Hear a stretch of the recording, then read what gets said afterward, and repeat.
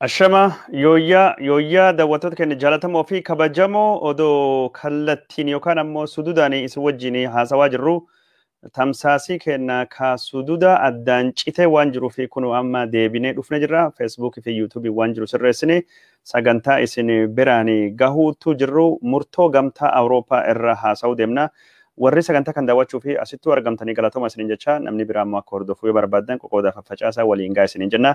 Gamtaan Awurooppaa har'a jechuun murtoo tokko waan Itoophiyaa irrattu dhiyeessee murtoo kana dabarsee jira. Murtii falmii farri dhiyaatee darbe kana gamtaan Awurooppaa sagalee 613 deeggaruudhaan sagaleen 41 no dhiifama irri deebi'a sagaleen 643 deeggaruudhaan sagaleen 5 falmuudhaan sagalee 46 namni kennachuu diduudhaan murteen gamtaa Awurooppaa sun akkasitti darbee jira.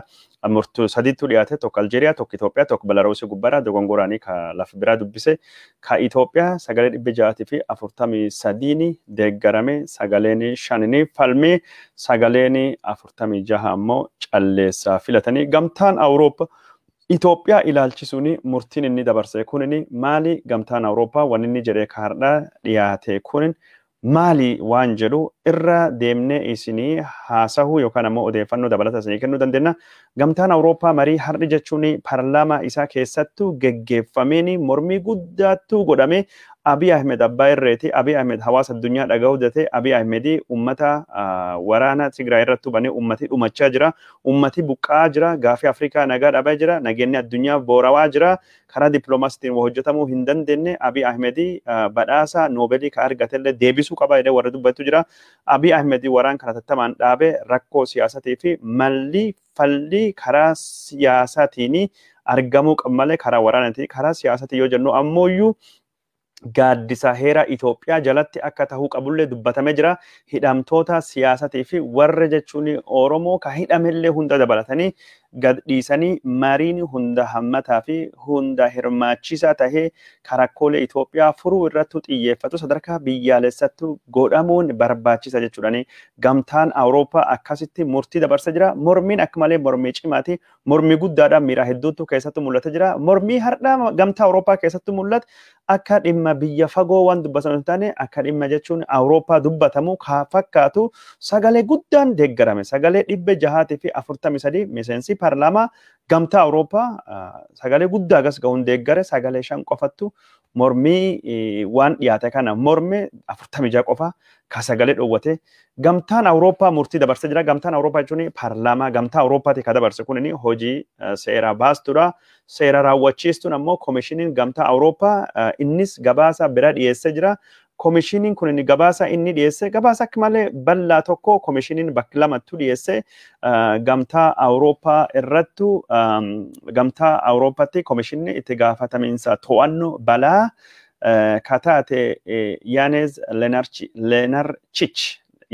Lenarchich gabaasa dhiyeessite jirti. Gabaasa ishiin dhiyeessite kan keessattu haalii Itoophiyaa keessattu deemaa jiru walitti bu'iinsi naannoo Tigraayitii fi mootummaa Abiy Ahmed jidduutti gaggeeffamaa jiru. Uummata hedduu miidhee ijjeesee uummata hedduu buqqisee gaagamiinsa mirgoota ilmaan namaa irratti dhaqqabsuudhaan yeroo ammaan tana seerii mirgoota ilmaan namaatii fi seerii addunyaa hedduun cabaa jira. Kunin gamtaa Awurooppaa akka malee yaaddessee gaddisiisa. Yeroo ammaa tana lubbuun uummata nagaa ka Itoophiyaa akkasittu qisaasamuun waan akka malee onni nama cabsa jechuudhaan balaan kunin yookaan lolii kunin hatattamaan dhaabbachuudhaan gaafa Afrikaa gubbaatti duumansi gaagamiinsa namooma ka ammaan tan duumansaawaa jiru kun akka inni dhaabbatu qaamii waliin lolaa jiru hundaayyuu lolii isaanii daddaffiidhaan dhaabanii gara mariitti deebi'u akka qabdu ishiin kanaan durattu gabaasa dhiyeessitee jirti.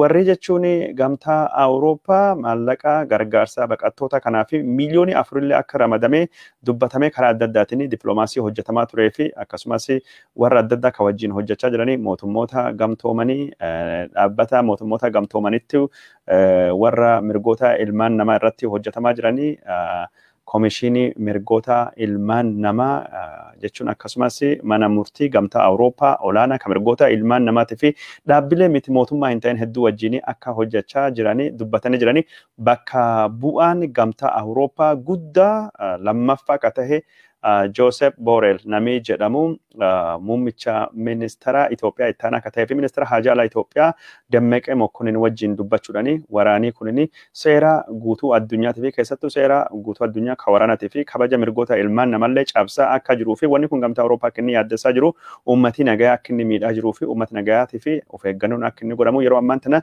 namni hundinuu akka taargeetii waraanatti ilaalamee mootummaan Abiy Ahmedii badii guddaa akka dhaqqabsaa jiru mirga ilmaan namaatii fi akkasumas qabeenya fi uumama irrattuu qaamii lachuu badii guddaa geessaa jirti jennee himannee jirra jechuudhaani dubbattee jirti Abiy Ahmedii ka inni ergee ministeera haajaa alaa Itoophiyaa fi itti aanaa muummicha ministeera Itoophiyaa Dammaqee Mokkonin waraanii kun fudhatama hin qabu dhaabbachuu qabaa jedhee gamtaan Awurooppaa gorsee jira yeroo ammaan tana haalii deemaa jiru ka Itoophiyaa keessattii fi akkasumas haalii deemaa jiru ka naannoo Tigraay guddoo yaaddessaa akka taate mootummaan Abiy Ahmedii mirgoota ilmaan namaa ka heera Itoophiyaa keessattii fi akkasumas waliigaltee guutuu addunyaa keessatti mul'atan akka inni kabajuu jiruu fi namni akka fedhee akka socho'ee akka inni deema akka inni godhu yeroo ammaan tana haalii Itoophiyaa keessattuu jiru gargaarsi namoomaa ka akka malee daangessu akka ta'e daanganii gargaarsi namoomaatii fi gargaartota namoomaa irrattuu hirmaatanii ka bakka adda addaa keessattuu yeroo ammaan tana mootummaan Itoophiyaa buusee akka kahuu qabullee dubbatanii jiranii warri kunini keessattuu mootummaan Itoophiyaa yeroo ammaan tana lubbuu nama dandamachuu fi yookaan baraaruu fi waan barbaachisu haala dure tokko malee akka inni banuu qabu waa hedduu gaafannee jirra. Mootummaan Itoophiyaa kan irratti jechuun nu jalaa fudhachaa hin jiru nu wajjin hojjechaa hin jiru jedhee koomishiniin gamtaa Awurooppaa dubbatee jira. Koomishiniin gamtaa Awurooppaa kun akka jechuun hojii raawwachiistu jechuudha.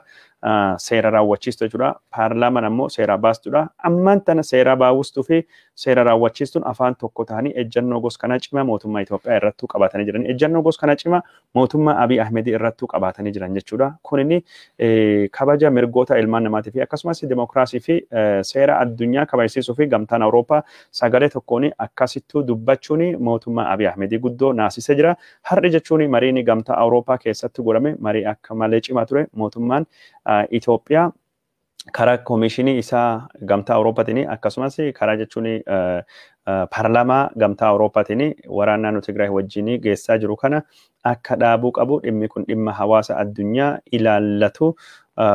Eritiriyaanis waan kan keessattuu akka hin hirmaanne gaagamiinsi namoota irratti dhaqqabaa jiruu fi baqattoota irratti dhaqqabuu jiru akka dhaabbachuu qabanii miidiyaan akka banamuu qabu miidiyaan cufamaa aktivistoonni akkasumas gaazexeessonni ammaan tana hiraaraa fi miidhaa guddaatu irratti dhaqqabaa jira.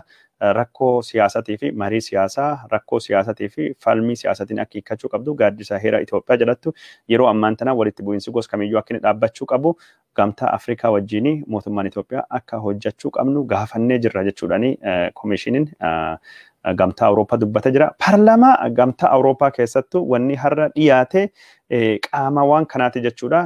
Paarlaamaan Awurooppaa murtii har'a murteessan falmii cimaa falmii jabaa Itoophiyaa irratti godhee sagalee akka malee guddaatiin raggaasisee jira. Paarlaamaan Awurooppaa kunini maali murtiin inni raggaasise maal of keessaa qaba maal haasawanii maal jedhani kaa jedhu amma bal'innaanii keessa seennee takkaanii waan paarlaamaanii gamtaa Awurooppaa har'a dubbate kanirraa odeeffannoo isin biraan gahuu deemna. Namni na hordofuu barbaaddanii gamtaa Awurooppaa kan ilaalcha sa'aatii afuriin durattu rizooluushinii yookaan murtoo warri yeroo sun falmii fi dhiyeessee dabarfamee qoodee jira. Feesbuukii kiyya sa'aatii afuriin durattu deemtanii jechuun barreeffamni isaa kan afaan Ingilishtiin jiru kan irraa hiikuu deemu kana na wajjin ilaaluu dandeettanii yoo barbaaddanii sa'aatii afuriin durattu Feesbuukii kiyyarattuyyuu murtii kana dhiyeessee jira. Murtiin kunini maqaan ishii yookaan ammoo maqaan murtii kana kan inni ittiin beekamu breaches of Itoophiyaa irratti kan dhiyaate breaches of human right mulqamiinsa yookaan ammoo sarbamiinsa mirga ilmaan namaatii fi hanqina dimokiraasiitii fi olaantummaa seeraa dhimma jedhu irrattu akka inni dhiyaate kunin ammoo haala seeraa adeemsaa gamtaa Awurooppaa seeraa 144tiin akka inni dhiyaate kan dubbatame guyyaan irra dhiyaate Noovembarii 26 yookaan 26 bara 2020 teessoo gamtaa Awurooppaa ka biyya Beeljeemii jiru Biraasels achitti dhiyaate warra ispoonser godhullee asirrattuu haasawa bira baanee dabarraa afaanii inni ittiin dhiyaate afaan adda addaatiin dhiyaate garuu afaan adda addaatiin dhiyaate kan irra dubbisuutu jiru afaan Ingilishii qofa afaanii gamtaa Awurooppaa cuftinuyyuu afaan biyyoota hundaayyuu afaan hojiiti kan ingilishii irraa qofa kan dubbisaa jiru kanaafuu warri biraa immoo teeksti biraa kan afaan French Dutch yookaan afaan biraa ilaaluu dandeettan jechuudha. Gamtaan Awurooppaa kunini murteen inni dabarse kunin maal of keessaa qaba. Gamtaan Awurooppaa murtii dabarse kanaani haali inni ittiin dubbachaa jiru haala jechuun yaaddoo guddaa haala akka malee gaddaati haala jechuun abdiin warri Itoophiyaa irratti horate Abiy Ahmed irratti horate cuftunuyyuu akka ammaan tana hin jirrettu ka dubbatu gamtaan Awurooppaa Abiy Ahmed gaafa aangootti dhufee biyya sunitti dimokiraasii fidaa biyya sunitti mirgoota ilmaan namaa kabachiisaa jedhamee Eritiriyaa wajjin waraana geggeeffamellee nagayaan fixee jedhamee badhaasa Noobeelii argate amma Itoophiyaan uf duubatti mucucaattee waraana gosa kana keessa seentee yeroo ammaan tana rakkooni gosa kana miidhaan gosa kana ilmaan namaa irratti dhaqqabuun akka gaddisiise lubbuun uummata fayyaaleeyyii kana gayaa waan kan keessattuu dhumachuulleen gamtaa Awurooppaa akka yaaddessee ka dubbataa jiru yeroo ammaan tana Itoophiyaan karaa riifoormii Pireesa walabattu deemaa jirtu sunilleen akka balbalti cufame hidhamtoonni siyaasaa kanaan dura gadhiifamanii wanni jajjabeessan ta'ee hundinuyyuu duubattu akka deebi'aa jiru ka dubbate achi eegii jedheen duubatti haalii ammaan tana keessa jirtu ceemsii dimokiraasii ka Itoophiyaa akka yaaddessa akka malee ta'e very delicate jedhe jira. Wanni kun jechuun amalaan waan qabachuu qaba waan akka jechuun killee okokkaanii tokko yoo haalan hin qabanne baduu akka danda'u haalii ammaan tanatti jiru wanni kun inni gara badiitu deemaa jira jechuudhaan gamtaan Awurooppaa murtoo kan dura baasuun duratti gargaarsi maallaqaa Itoophiyaatii kenne bara 2015 suniin duratti maallaqa miiliyoonii yuuroo 271.5 haga bara 2015 2019 kennuudhaan Itoophiyaa dinagdeedhaan deeggaraa akka ture gargaarsi namoomaa hedduu akka dhiyeessaa ture wantoota jechuun baqattootaaf barbaachisanii akka kennaa ture ammallee refuujii fi waan barbaachisaa kan naannoo Tigraahii warra Suudaanitti baqate miiliyoonii 4 kennuu dubbate achiin duubattu haala ammaan tana jiru irra haasa'uu deema. Gamtaan Awurooppaa murtii isaatiin haala ammaan tana wal waraansa mootummaa naannoo Tigraayitii fi mootummaa federaalii jidduutu geggeeffamaa jiru kana itti gaddee jira. Qaamii lachuu kaawwalli lolaa jiranii haala duree tokko malee hatattamaanii dhukaasa dhaabuu irratti walii galanii rakkoo siyaasaa karaa nagayaatii fi karaa demokraatawaa taheenii gaaddisaa heera Itoophiyaa jalatti odoo lubbuu biraa hin balleessine odoo uummata biraa hin buqqisne odoo rakkoo tasgabbii dhabiinsaa kan caalaa hamaa ta'ee dhaalee gaafa Afrikaatii fi biyyi Itoophiyaa gaaga'amiinsa siyaasaa keessa hin seensifne akka furatan jedhee dubbatee jira.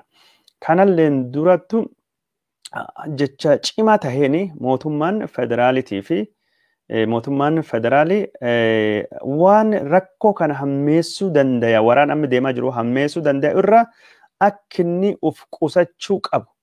Keessattuu biyyoonni ollaa waraana kan keessattuu akka hirmaachuu hin qabne waraana jechuun badii kan keessatti biyyi ollaa akka hirmaachisuu hin qabne akka rakkoon kun kan caalaa hin hammanne gamtaan Awurooppaa afaan cimaadhaan dhaamsa cimaa dabarsaa warri waraan kan keessattuu hirmaatu hundinuyyuu seera waraanatii fi kabaja mirgoota ilmaan namaa bifaa jaba taheen akka hordofuu qaban gamtaan Awurooppaa afaan jaba taheen dubbachuu barbaadaa jedha. Call vehemently afaan Ingilishtiin yoo inni jedhu kana jechuun hagam tokko dhaamsi inni dhaamuu barbaade humna akka inni qabaachuu barbaade ka dubbatu kan bifuma kanaani gamtaan Awurooppaa Itoophiyaan karaa demokraasiitii fi karaa mirgoota ilmaan namaa kabajsiisuu fi waan isin jalqabde jajjabeessuu barbaada mootummaan Itoophiyaatii fi mootummaan naannolee aadaa walitti bu'iinsaatii fi aadaa loogii gosaa yookaan sabummaa irratti hirmaate hambisuu fi tarkaanfilee naga qabeessa tarkaanfilee hunda hirmaachisaa fi marii cufa hammatuu fi marii bu'aa qabeessa tahee ka hawaasii adda addaa keessattuu argamuu fi kabaja mirgoota adda addaatiif barbaachisan qabu godhuu akka qaban gamtaan Awurooppaa yaada gorsaa yaada falaa dhiyeessaa jechuudhaani gamtaan Awurooppaa bifa kanaan har'a paarlaamaa isaatiin murtoo dabarseeni haala Itoophiyaa ilaalchisuun akkasitti dubbata. Jecha cimaan afaan jabaani yaaddoo ammaan tan dhaqqabaa jiru gaaga'amiinsa namoota irratti dhaqqabe yaaddoo qabu kana fi balaa mirgoota ilmaan namaatii fi balaa gaaga'amiinsa ilmaan namarratti dhaqqabuu danda'u kan yaaddoo qabu ka biyya Itoophiyaatii fi biyya ollaa keessa jiranii jechoota jajjabaanii yaaddoo qabu dabarfachuu barbaada. Gamtaan Awurooppaa uummati nagayaa yookaan uummati waraan keessatti hin hirmaanne haala mirgi isaaniitii fi bilisummaa warra ittiin kabajamuu dandayu seera addunyaa bifan cabsiniin qaamii wal lolaa jiran hundinuyyuu akka seera waraana addunyaatiif seera kabaja mirgoota ilmaan namaa eeganii gaafataa jechuudhani balbaltii naannoleetii fi balbaltii addunyaa daangan jechuu warraati yeroo ammaan tana baqattootaa fi warra waraan jala dheessuu barbaaduu fi sochii namaatii fi banaa akka ta'uu qabdu gamtaan Awurooppaa gaafii gaafata gargaarsi namoomaa daangeffamuu hin qabu gargaarsi namoomaa haala duree tokko malee bifa loogii irraa bilisa taheen nama gargaarsa barbaaduu fi akka inni dhaqqabu qaamileen jechuun walitti bu'iinsa kan keessattuu hirmaatanii akka banuu qabanii jechuudhaani akkasittuu dubbata. Gamtaan Awurooppaa kunini gamtaan Afrikaa adeemsa araaraa kan inni jalqabe akka deeggaruulee dubbataa jira.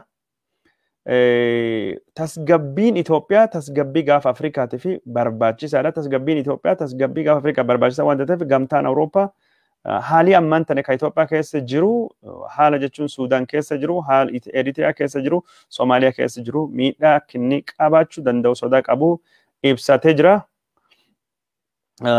Haala ammaa jiruuni gamtaan Awurooppaa haala hanqinni nyaatatii fi beelaa Itoophiyaa keessatti dhalachuu dandayu sodaa ammaan tan qabu keessattuu waraanii ammaan tana waan akkasii fiduu akka inni dandayu yeroo ammaan tana Itoophiyaa keessatti balaalee hama jechuun dhaqqabee hin beenneni miidhaa waggaa 25 kana mul'atee hin beenname mul'achaa jira jechuun plague jechuun waan akka dhukkuba koronaa vaayirasii kan ta'uu danda'a awwaannisa ta'uu danda'a lolaa kan ta'uu danda'a plaguein garuu yeroo hedduu dhukkuba jechuun daddarba miidhaa guddaa dhaqqabsan haala locust plague jechuun awwaannisa kan dubbachuu barbaade beelii hamaanii waraan kanaan walitti qabate dhaqqabuu akka inni danda'u dubbatee jira. Yeroo ammaan tana hanqinni nyaataa kana Itoophiyaan marii biyyaalessaa hundeessuu qabdi irri deebite haala qunnamtii naannoo Tigraay keessatti jiru kan uummanni fayyaaliyyiin itti fayyadamu uummatni nagaa itti fayyadamu guutumaa guutuu deebi'uu qaba. Uummatni jechuun odeeffannoo deemaa jiru argachuu fi mirga qabanii keessattuu jechuun yeroo gaaga'amiinsa kan keessatti odeeffannoo argachuun mirga akka malee barbaachisaadha. Haala waraana kan keessallee jechuun gaazexeessitoota mirga isaan deemanii odeeffannoo soqanii faffacaasuu mootummaan Itoophiyaa akka kabajuu qabu. Mootummaan Itoophiyaa yeroo ammaan tana miidiyaa walabaatii fi naannoo Tigraay banuu akka inni qabullee gaafatanii jiranii.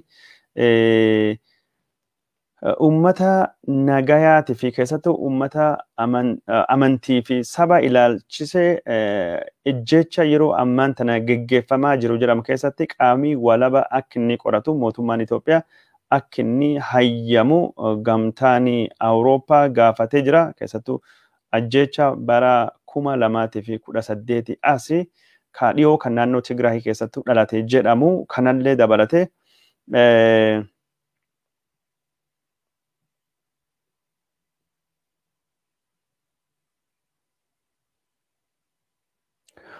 kanallee dabarsee jira. Yeroo ammaan tana mootummaan Itoophiyaatii fi mootummaan naannolee haala jiru kanaani mirgoota heeraa ka bu'uura kabajuu qabanii mirga hojjechuu mirga bakka fedhanii jiraachuu lammiileen biyya Itoophiyaa keessattuu qaban akka kabajuu qabanillee yaadachiisa jira. Gamtaan Awurooppaatii fi biyyoonni miseensa gamtaa Awurooppaa haala gargaarsa namoomatii fi akkasumas waan barbaachisu kan Itoophiyaa keessatti dhiyeessuu fi qophaa'uu akka qabanii keessattuu waraanii kunini miidhaa guddaa dhaqqabsuu waan danda'uu fi gamtaan Awurooppaa yeroo kanattuu gargaarsa dabalataa kennuu waan maluu fi biyyoonni sunini akka itti qophaa'anii ka dubbachaa jiru.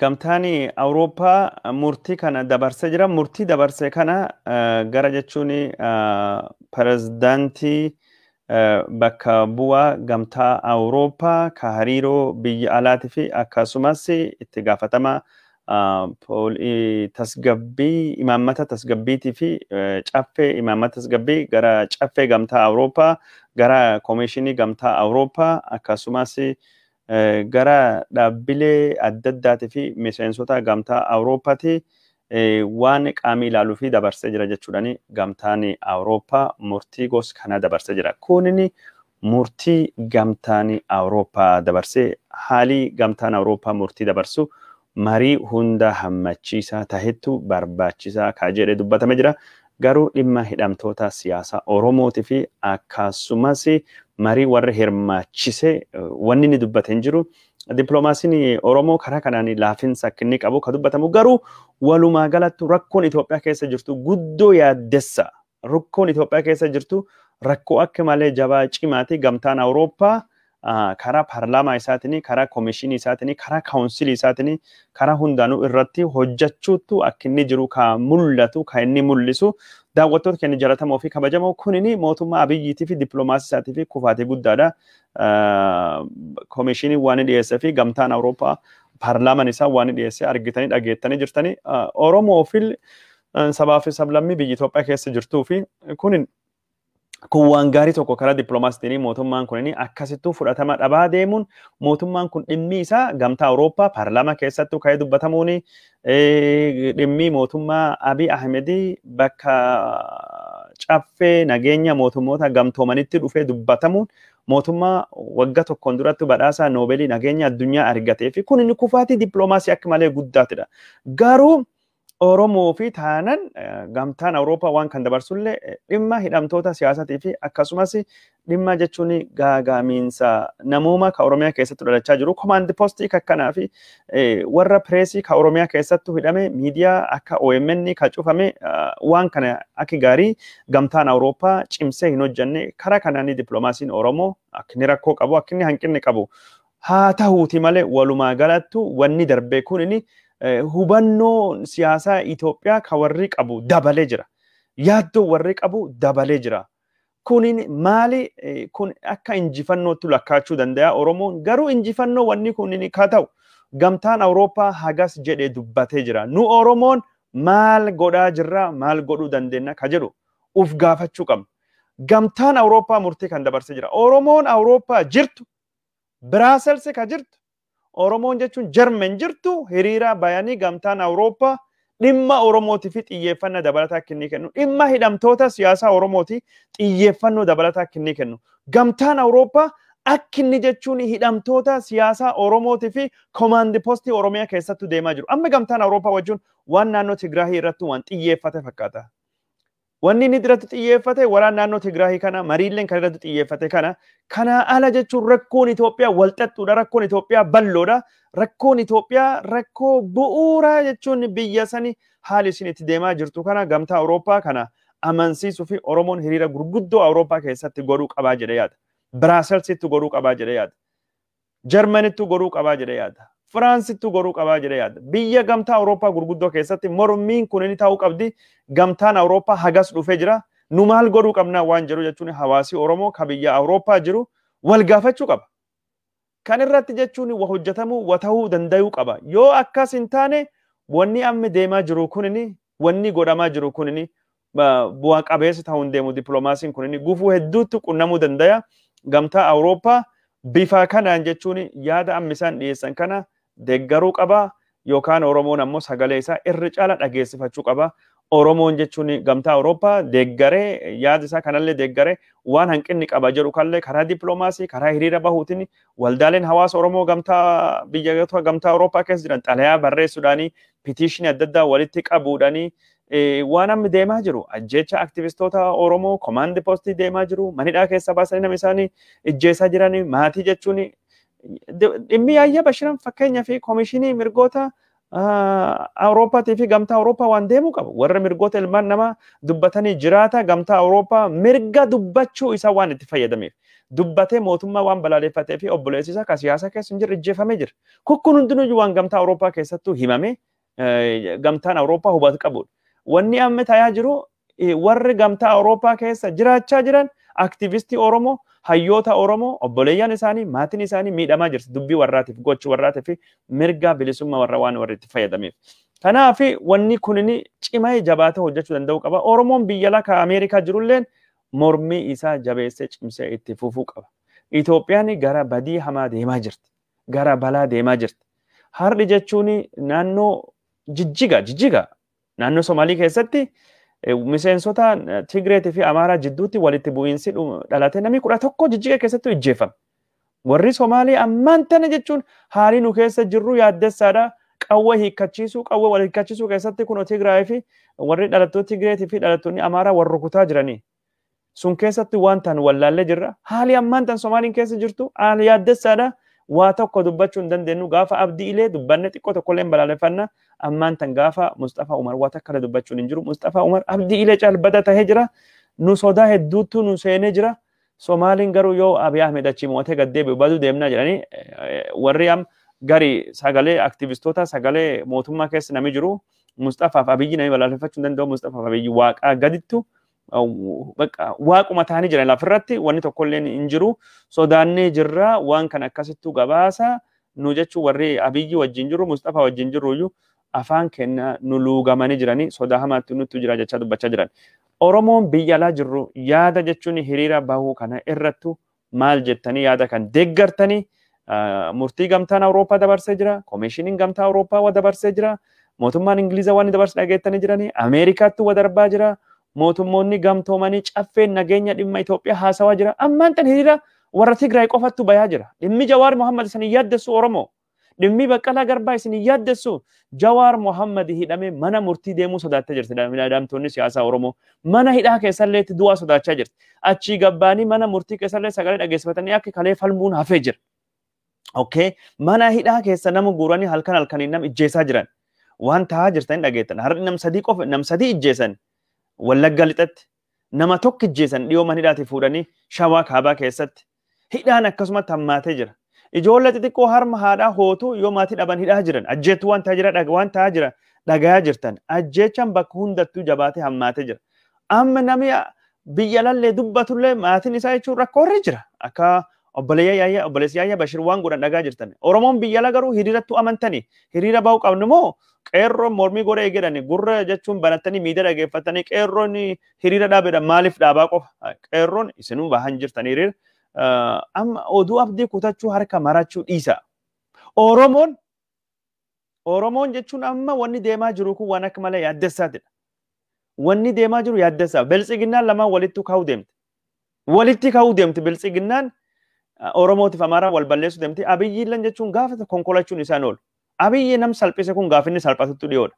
Ammumaan tan risti deeffatanii lafa Amaaraa isinii kennina Walqaayitii fi Tsegadeef raayyaa isinii kennina jettanii Tigraay filannoo godhatti jedhee pirezidaantii warra haarawni kadhiyoo kana muudame muluu Neggaa Kaasaay namni jedhamu filannoo goonaa jennaan Walqaayitii fi Tsegadee raayyaa gubbaatti filannoo Tigraay wajjin Tigraay hin gootu ummati kun Amaaraadha lafa Amaaraatti deebisnee jira dhumannee argamna malee biltsiginnaan Oromoodhaan nu faccisaa jira warratti duullaa jechaa dubbachaa jiran. Kana qaama mootummaattu gabbaa'ee dubbachaa jira. Qaama mootummaa Amaaraattu waraana Tigraay kayyoo fixne raayyaa irrattu maqaan malla Tsegadee miti Matakkal Benishaangul irrattu waraana banna lafa risti abbaa kenna Finfinneen deeffannaa jechaa jiran. Garamittuu akka deemnu argaa jirtan. Warri Oromoo ka siyaasa harki maratee aballi argachaa fi garaa fi jecha wal fixaa jira biyya keessatti. Nami hunduu wayyaanee balaaleffachuu irratti, wayyaanee loluu irratti walittu kaayaa jirti. Wayyaanee eenyutu irra lolaa, eenyutu arrabsaa ka jedhuun har'a warra dorgomaa jiran. Biyya keessatti OPDO'n gaafa durii Tigraahii bira jaalatamuuf jecha Mallasa bira jaalatamuuf jecha dubartii Tigree fuutee har'a OPDO'n sun saalfattee jirti. Har'a OPDO keessa warri dubartii Amaaraa qabuu fi warri dubartii Tigree qabatanii wal qoodanii wal balleessuu jira. Kun amma odeeffannoo dhugaatidha. Ammaan tan warri gaafa durii Mallasaan jiru jaartii Tigree jaalatamuu fi Tigree fuudhanii bakka argachuu fi dubartii Tigree qaban har'a ammoo warri jechuun gosa Abiyyi Ahmed Faatee ka jaartii Amaaraa qabu warri jaartii Tigree qabu. Ni waan ajaa'ibaati. Warri jaartii Tigree qabu iccitii keenya keessa ariina warri amanamu Hiwaat wajjin jira jedhanii hagas cufa walittu kaatee jirti. Maal OPDO'n kaayoo sabaa hin qabdu. OPDO'n ilaalcha siyaasaa kaayoo hin qabdu. Ideoloojii jechuun yaada siyaasaa falaasamii warri du'uufi hin jiru. Wanni warri dhaabbatuuf hin jiru. Warri kun garaa dhaabbata. Warri kun rumicha. Horii argatanii lafa gurguratanii wanni kan horii argatan jechuun garaa ittiin farsoo dhuganii qurxii xibsii nyaatanii biyyarra deeman ittiin bashannan ijoollee barsiifatanii manjaratanii kaan ammoo dubartii ittiin bashannan dubartii ittiin bitanii sanuu dubartii Oromoo jechuun baadiyyaa maalii seetii amanamuu fi Tigree yookaan Amaaraa fuudhanii OPDO keessatti Itoophiyaa ta'uuf jechuun wal makaa ta'uu qaba waan jedhan falaasamsuun hin deemte namni dubartii biyyi biraa qabu hin jaalatamani OPDO keessatti akkas turani. Abiy Ahmed OPDO miseensi ammaan duubatti namni Itoophiyaatti amanee maatii adda addaa keessa nam dhalate malee Oromoo ta'uu hin qabdu. Oromoon sabboona jedhee kanaan dura dabarse jennee odeessaa turre har'a jechuun OPDO'n dubartii Amaaraatii fi dubartii Tigree warri qabu wal nyaachaa jira. Kanallee hin baane OPDO'n bor ammoo maalirratti akkasii wal nyaatti hin beekamtu maal jenna warri kun warra kaayoo qabu miti. Warri kunin warra Oromiyaallee balleessa ofillee bade deemudha. Mi'a aangoollee hin beektu maal jennu warri jechuun fe'amuu bare harreedha. Warri kun waan gos kanatti nuun deemaa jiranii bor Amaara wal nyaachuu deemti bor Oromoo fi Somaalii walitti buusuu deemti. Oromoo fi Oromoo akkuma walitti buustu kan hammeessaa deemti. Haala ammaan tan jiruun Itoophiyaa keessatti OPDO jalatti wal waraansa walii hamaatti dhufaa deema.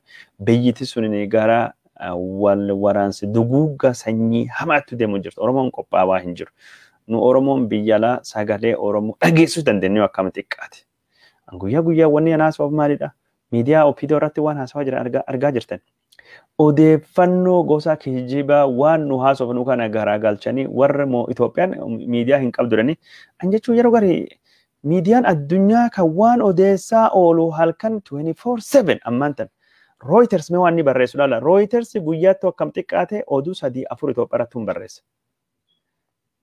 AFP'n Agence France Presse oduu Itoophiyaa irratti hedduu barreessa. AFP'n akkasuma barreessa. Associated Press. BBC'n akkasuma barreessa. Al Jazeeraan akkasuma barreessa. Ani oduu kan dubbisee isinitti himaa oola. OMN kanallee dubbisee Oromoo dhiyeessuu hin danda'u. Maal nama odeeffannoo kan namni dubbise gamtaan Awurooppaa kan jedhee Reuters kan gabaase dhugaadha.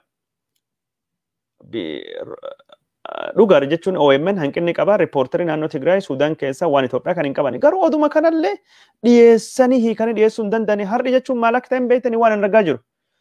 Wanni an argaa jiru OBN fi ETV'n faati gabaasa gamtaa Awurooppaa kallee keessa jallisanii waan kijiba uummata Itoophiyaatti himaa jiran. Nama warri nu deeggar jedhee dhiyoo kan dhiyeeffatin beektaa?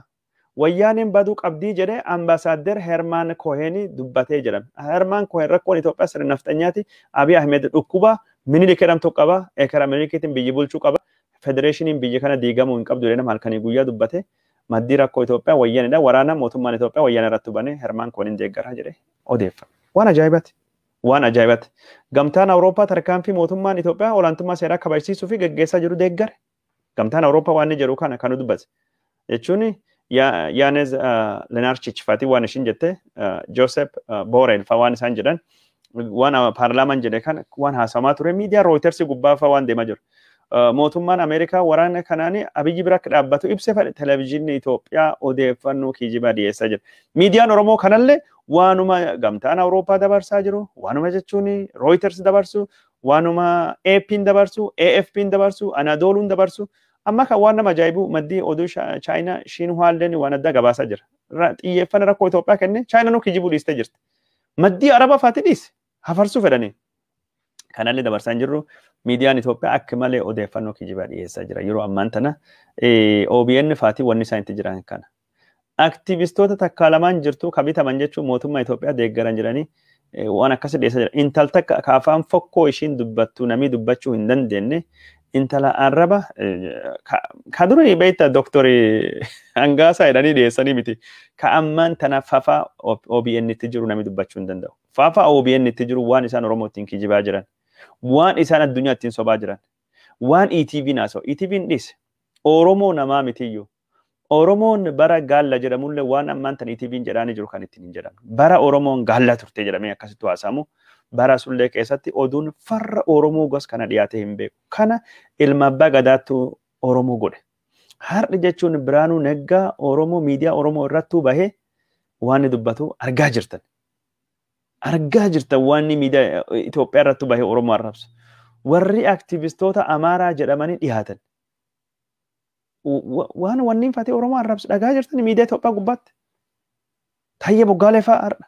Suyyuum Tashuma fa'aattu dhiyaate warra Oromoo wanni waan ajaa'ibaati wanni ta'aa jira. Itoophiyaa keessatti wanni ta'aa jira kun salphinni gos kanaaf hafii gos kana ta'eyyuu hin beekamu.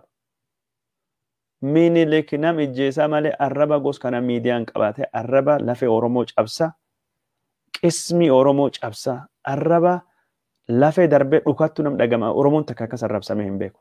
Akka sabaatti akka amantiitti arrabii hagas gahu maqa balleessin hagas gahu Oromoo irrattu maaliif baname? Somaalii irrattu maaliif banama? Maaliif Sidaama irrattu banama jettee gaafatti deebii waan tokko hin jiru. Garuu daayaaspooraan Oromoo kunillee waan galaa jiruuf hin fakkaatu. Inumaayyuu abdii kijibaa warri qabuttu jira. Abiy Ahmed Tigraay fixee Tigraay hin dubbatti nafxanyaa deebi'aa jedhee warra dubbatutu jira. Dhuga aangoo fi warra nafxanyaa keessaa baballeessuun mala. Garuu Abiyya nafxanyaan achi yaada suniin dhangaamee guddatee mootii ta'uu barbaada ilaalchi nafxanyaatiin waliin dhabu. Nam nafxanyaa keessa jiru aangoof sodaachuus balleessuun mala. Akkuma lamma balleessee akkuma warra beddu balleesse. Har'a Abiy Ahmed nama Oromoon qabdu jaba cufa walitti guuree irra taa'aa jira. Abiy Ahmed siyaasaa ejjeesuu shiraa ittiin beekamu kitaaba isaa kan jechuun irkaabinna memberii sun irra deebinee ammallee haasawaa qabna. Namni wadagata walii yaadachiisuu qabna. Irkaabinna memberii keessattuu falma balleessee fixii jedha Abiy Ahmed kitaaba isaa ka Machiavelli san keessa jechuun waa hunda hojiirra oolchaa jira.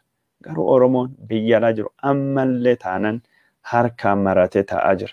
Mee daayaaspooraan kan irrattu hiriira bahuu qabdanii keessattuu warri gamtaa Awurooppaa keessa jirtanii yeroo ammaan tanatti hiriira bahuun barbaachisaa warri jettanii yaaddanii lakkoofsa bilbila kana bilbila yaada keessan nu biraan gaya gamtaa Awurooppaa keessa warri jirtan hiriira bahuu qabna hiriiri bahuun barbaachisaadha maal jettanii kan irratti mee yaadii keessanii maali yaada keessan nu biraan gaya isiniin jechuuf fedha daawwattoota keenya jaalatamoo fi kabajamoo lakkoofsi kenna ka bilbila 612883236 Ameerikaa fi warra Awurooppaa jirtanii warra hiriira bahuu dandeettan irra xiyyeeffanna bakki bira raadiyoon bilbila gaarii gamtaa Awurooppaa keessa warri jiraattan warri Jarman jirtan warri Brussels jirtan warri jechuun biyya Xaaliyaan jirtanii Sweden jirtanii Norway jirtan menuu bilbila Ameerikaa kutaalee adda addaa keessa warri jirtan nu bilbila hiriira nagayaa bahuun barbaachisaadha yeroo ammaan tana maal godhuu qabna hiriira nagaa kin baane maaltu nu dhoowwe waan jedhu irrattu bilbila yaada keessan nu biraan gahadha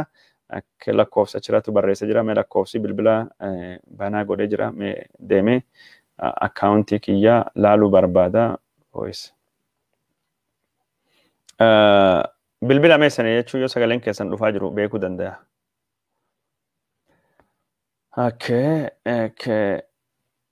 Sagaleeni kiyya jechuun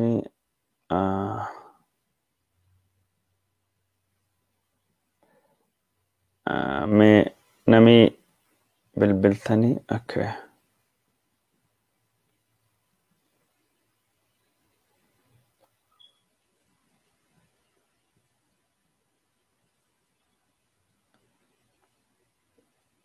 mee bilbila yaada keessan nu kenna nu barreessa hiriira nagayaa ammaan tanatti bahuuni barbaachisamoo hin barbaachisu waan jedhu lakkoofsi walitti hidhamne lakkoofsa walitti deema hiriira nagayaa ammaan tanatti bahuuni barbaachisamoo hin barbaachisu yaada jedhu irratti yaada keessan nu biraan gaha lakkoofsa bilbila amma isiniif banee jira banama na fakkaate hin banamne hagamma amma immoo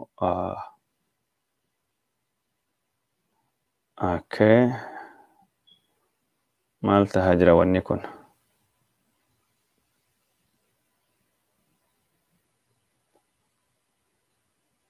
Yep, amma tahee jira hojjechaa jira daawwattoota keenya jaalatamoo fi kabajamoo warri gamtaa Awurooppaa keessa jiraatanii yookaan ammoo warri Ameerikaa jirtan yaada hiriira bahuu fi mootummaa Abiy Ahmedii balaaleffachuu gamtaan Awurooppaatii fi akkasumas mootummoonni gamtoomanii fi mootummoonni Ameerikaa jechuun USA fi akkasumas Kanaadaan fa'aati dhimma kanaa fi xiyyeeffannaa kennanii haala hidhamtoota siyaasaa Oromoo marii keessatti hirmaachisuu irratti maal jettanii maal yaaddanii ka jedhu irratti yaada keessan nu biraan gayaa jennee lakkoofsi bilbila isinii bannee lakkoofsi yeroo biraallee hin bannaa mee namni tokko Denver Colorado irraa bilbila jira YouTube Facebook cufa gaqqaba sagalee keessan YouTube Facebook sagalee keessan gaqqaba maaloo yeroo nu rangubina okay Denver irra namni bilbilta YouTube Facebook gakka malee banamee jira haga cuftu asi nambira irraa telefoon kaasa atini YouTube Facebook keessan cufa gaggabaab sayyaati keessan nu biraan gayaa namni bira bilbila jira halo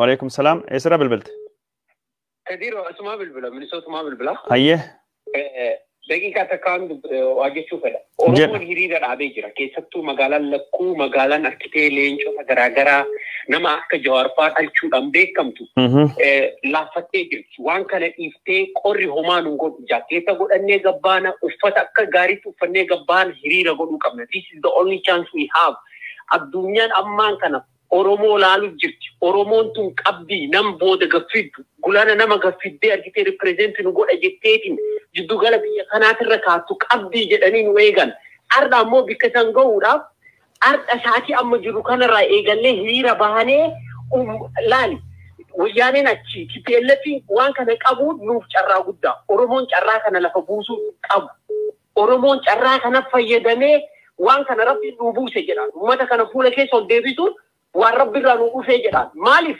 Oromoon kophaa isaa diina kana falmuu ture arda mootu gurmuu argatee jira yoo achi hoggatti biilleetiin gubbaarra laaffistu kana nullee achii keessa akka qeerroon gootu kana goote jarri kun halkan takkan bultu kanaafuu warri biyya keessaa qeerroon biyya keessaa guyyaarraa dhumutti jirtu nu arginu kun ifirratti nu eeguu jiran gurra ta'uufii qabna ummanni Oromoo keessaa ummanni Minisootaadhaa maal dalaguu jira jedhanii nu eegan kanaafuu dhiisnee guyyaa takka haa ta'u guyyaa lama haa ta'u yookaan wiikeendii haa ta'u wiikeendillee ta'u gabbaanee hiriira bahuu qabna jedha haganumaan dabarfachuu fedhe galatoo. Hedduu si galateeffadha daawwattoota keenya jaalatamoo fi kabajamoo dabareen isin jala kaasa bilbila nama hedduutu bilbilee yaada kennadha Oromoon hiriira nagayaa gamtaa Awurooppaa miseensota biyya ta'an sun keessatti jechuun biyyoota miseensota gamtaa Awurooppaatti hiriira bahuu qaba Ameerikaatti hiriira bahuu qaba yeroo ammaan tana sagaleen Oromoo karaa hawaasa addunyaa ka dippiloomaasii hojjetu birattu dhagayamaa hin jirtu nuttu callise jira carraa kan itti fayyadamuu qabna carraa hawaasii addunyaa gurri banatee waan Itoophiyaa dhagawaa jiru irrattu sagalee Oromoo dhageessisuu qabna waan jedhu yaadii isa yeroon ammaan tan yoo ammintaan yoomillee hin ta'u sagalee dhageessisuu qabnimoo sagalee kenna jechuun riphnee teenne waraana kan eenyutti mo'atee jennee breaking news eegaa oolu Meqaleen qabatamte Meqaleen hin qabatamne Tigraay baate Tigraay mo'atte wama si hin buustu Meqaleen qabatamte lolaa si lolaa hin jirtu fi lolaa jirti nu maal godhaa jirra halo hayye Cafe Facebook yookaan YouTube qaqqabe hayye yaada qabdi fakkaata hayye dubbadhu Yoo sana social media kiyyaas daawun ta'e waan dubbachaa jirtu dhaggeeffachaa hin ture wanni mooraa Oromootti kana daddabiraa mul'ataa hamileen cabuudhaan mul'ataa yeroo silaa sossoo qabnutti sosso'aadhaan jirru yeroo silaa cimuu qabnutti laaffachaadhaa jirra biyya keessaa fi alaahis Noord Ameerikaa amma wintaraa qabbanaa lakkee amma amseechaa jira Oromoon garuu jarri Tigreedhaa kan deengadda miidhamuu eegale qabbanaa fi oowwoo osoo hin jenne halkanii fi guyyaa addunyaa sanarra bakka hundaa banii falmachaadhaa jiran. Uummanni Oromoodhaan nuyi haa cunqurfame, haa miidhame, haa qadhabe nuyi arra lolli isaan iddoo ta'e kun Oromoodhaaf silaa akka barahaati namni keenya gaafa biyya keessaa ijoolleen qeeroo gabbaatee falmachaadhaa jirtu rakkoo isa keessatti dhugusaa falmatan ala kanaa Oromoon jirtu silaa halkanii fi guyyaa alaa galuu qabnu. Waan kana akka gaariitti gajjabeessee argachuu qabna. Awurooppaa fi Ameerikaa keessattuu yeroo maanta dippiloomaasiin Abiy Ahmed kuftee mootummoonni Awurooppaadhaa ibsa dabbaatanii balaaleffatanii mormaanii jiran kana sagalee teenya falmaa amata meeqaantam godhu jiruutu maanta na firii arkachaa jira. Arra gabbaanee deeggarsa warra dhiibbaa Abiy godhu kana gabbaanee humna takkaan deeggaruudha qabna. Ameerikaa keessattis Awurooppaa keessattis bakkatti falmuun dandamu hundattuu namni keenya yeroo dadammakuu qabu amma. Takka uummata biyyaatiif ijoollee qeeroo biyya keessaa falmaa jirtuuf hamilee taana. Mootummaa kana daranuutu sagaleen Oromoodhaa sammaan kan qabtuun amma bilchiginnaadhaa fi TPLF jedha. Garuu ibiddi kun kan irraa bubahaa ture irraa bubahaa jiru Oromoodha. Arra miidiyaan addunyaadhaa Oromoo maqaa kaasaa jiru eenyutu kas godhe dadhabina keenya nuutu wayita silaa falmachuu qabnu qabsoo awwaalaa baafneetu wayita silaa sagaleen teenya dhagamuu qabdu wayita silaa iyyuu qabnu cal jennee taa'u jirra. Waan kan diyaaspooraan gochuu waan gaarii haasa'e bakka jiru hundaatti yaaduudha qabaa sossoohuudha qabnaa fayyaa ta'e. Ayyee galatoomi caffee raamis caffeen feesbuukii irra badee jira innilleen phiiphii ta'ee jira inni gaafachaa turan iyyuu bilbilta jechuun feesbuukiitti narraa cufamee jettee aminatti himta jirta karaa feesbuukii kanaatiin dhufuu dandeetta istiidiyoo waliin waan itti fayyadamnuu fi asumaan kan sitti mufadha hedduu si galateeffadha daawwattoota keenya jaallatamoo fi kabajamoo warri bilbiltanii yaada kennachuu barbaaddan nama hedduutu bilbilaa jira yaada keessan kennadha. Mee warri gamtaa Awurooppaa Siwiidin irraa bilbiltanii gaddebisa jirma irra warri bilbilaa turtanii na jalbahee darbee namattu haasaa waan jiruu fi hooldi godha eegi jennamii walii qabu waleeguu walii obsu waleeguu waan dandeenyeef yeroo tokkoon lakkoofsa tokko haasaa jira. Gamtaa Awurooppaatii fi Ameerikaa keessatti jechuun hiriirii gurguddaan qophaa'uu qabaa yeroo ammaan tana hawaasii addunyaa gurra banatee guurii gurra fudhatee waan Itoophiyaa dhagahuu barbaada gabayaa ammaan tana nuu banamte kana jala saammachuu qabna. Dippiloomaasiin mootummaa Itoophiyaa fashalaahee caccabee bitittinnaahee ammaan tana daaraa ta'aa jira. Mootummaan Abiy abbaa irreeti. Mootummaan Abiy nama Noobelii najiseessee Noobelii xureessee mootummaan Abiy kunini mootummaa abbaa irreeti Noobelii deebisuu qaba. Mootummaan kun jechuun